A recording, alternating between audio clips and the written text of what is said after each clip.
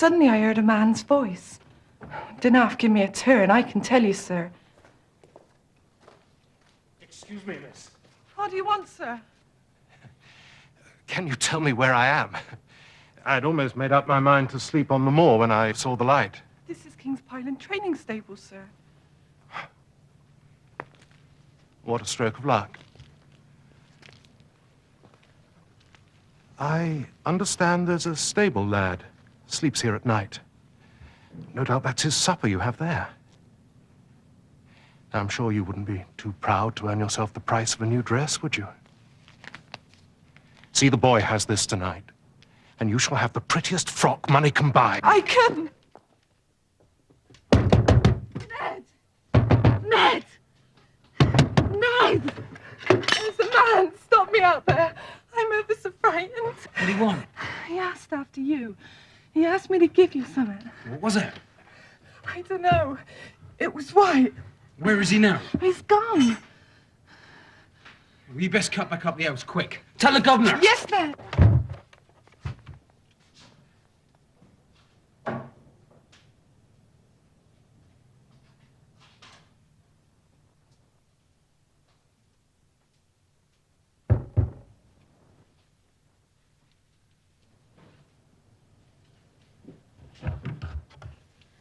Good evening.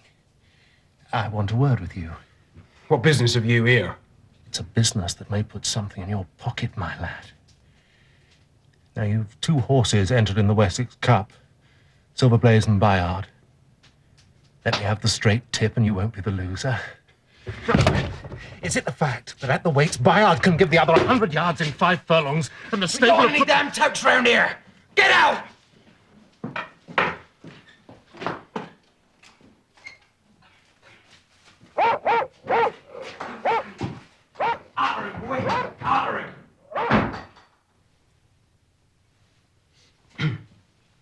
The governor and the others came down soon enough. We found neither sight nor sound of the man. One moment. When you let the dog out, did you leave the door open behind you? Oh, excellent, Watson, excellent. It's just the point I was going to make. I locked the door behind me, sir. I swear it. Good lad.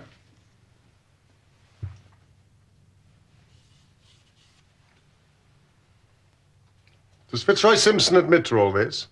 He denies nothing. He says he came for information. What about the white paper? He says it was a £5 note. Inspector.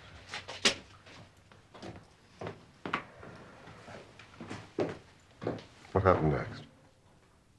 Well, sir, it was about dawn when the mistress came into my bedroom and told me to come with her. Well, when she woke, she'd found Mr. Straker's bed empty.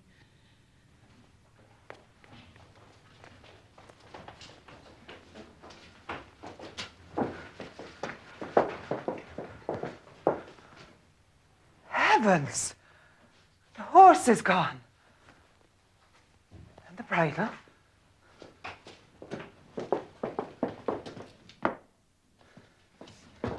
Ned! Wake up! Wake the boys. Ned! Ned! Wake up! Wake up, Ned! Bill! Nobby! Come quick! Silver Blaze is gone!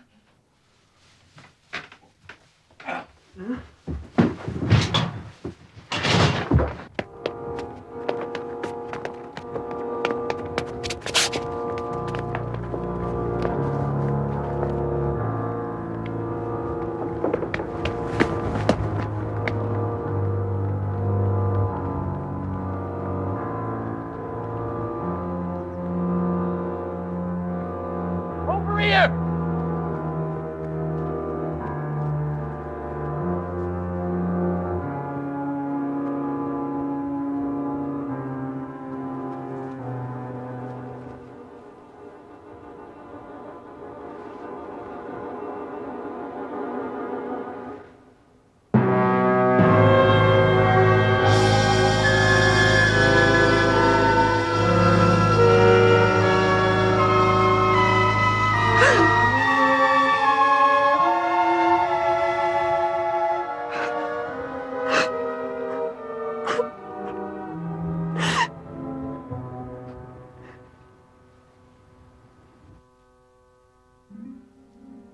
He was dead, sir. His head was all knocked in.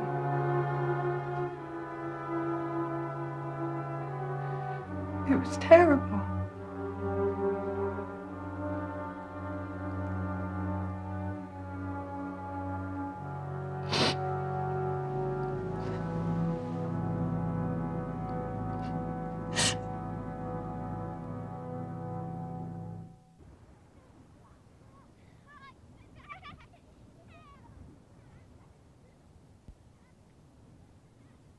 It was the terrible blow on the head from some blunt instrument that had killed him. It was clear that he had defended himself most vigorously. The blood-stained knife. As to the wound on the thigh, who can tell? Well, it is possible that the wound on the thigh could have been caused as Straker fell. The lad here was drugged. Appreciable quantities of powdered opium were found in his curry. Did all the household eat the same dish? Yes, sir. I made it myself and served it. This black and red scarf. The gentleman was wearing that scarf when he talked to me. I'd swear that on the Bible, sir. Thank you, Watson. Thank you.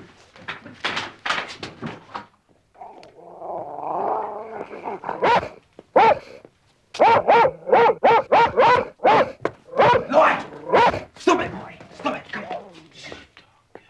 Stop it. Good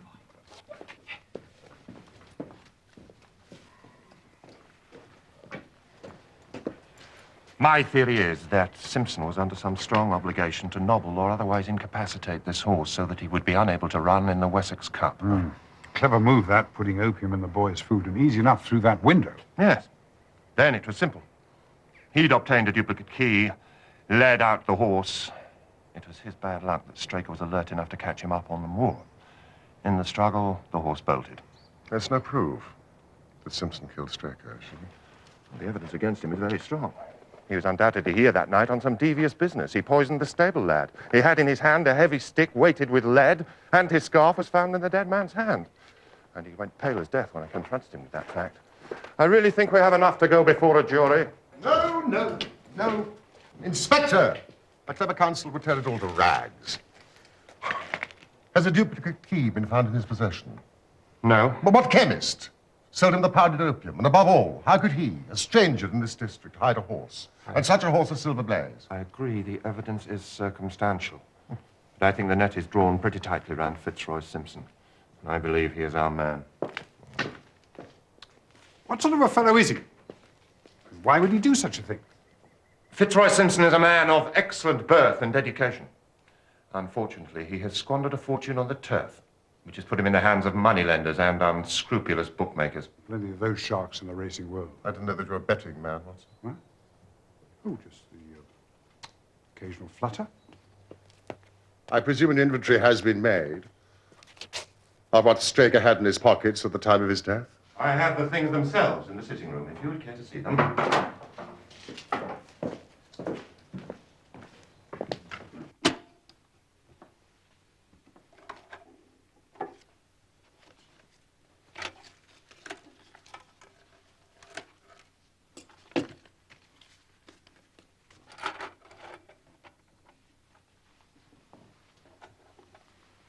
Vice and London. For the bloodstains, I presume this is the knife that was found in the dead man's grasp. Yes, indeed. This is more in your line, Doctor. This is what we call a cataract knife. Very delicate blade, divides for very delicate work. Strange thing for a man to take on so rough an expedition, Holmes. Especially as it wouldn't shut in his pocket. The tip was guarded by a disc of cork, which we found beside the body. You impress me, Inspector. Thank you. Mrs. Straker said it was on the dressing table. It was probably the nearest thing to hand at the time. I see. Let's see. Corn merchant's bill. Instructions from Colonel Ross. And what have we here? A milliner's account. £37.15 from a Madame Lazurier of Bond Street, London. To a Mr. William Derbyshire. Now, Mrs. Straker tells us that Derbyshire was a friend of her husband's and occasionally had his letters addressed here. 22 guineas. Somewhat heavy for a single costume. Mrs. Derbyshire had rather expensive tastes. Yes. Well, there appears to be nothing more to learn here, Inspector. Shall we move on to the scene of the crime? Yes, of course.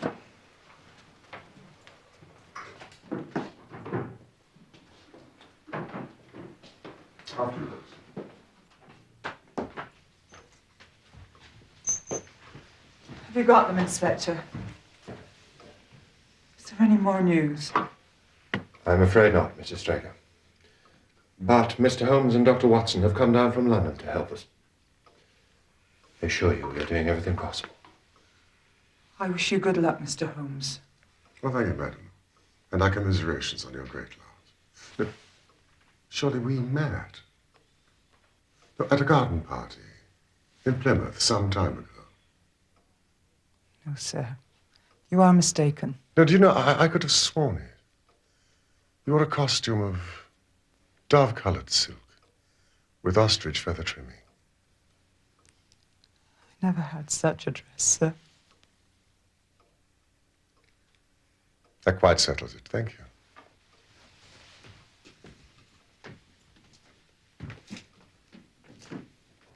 That is the bush where the coat was hanging. What was the weather like? Oh, calm. Bit of rain about.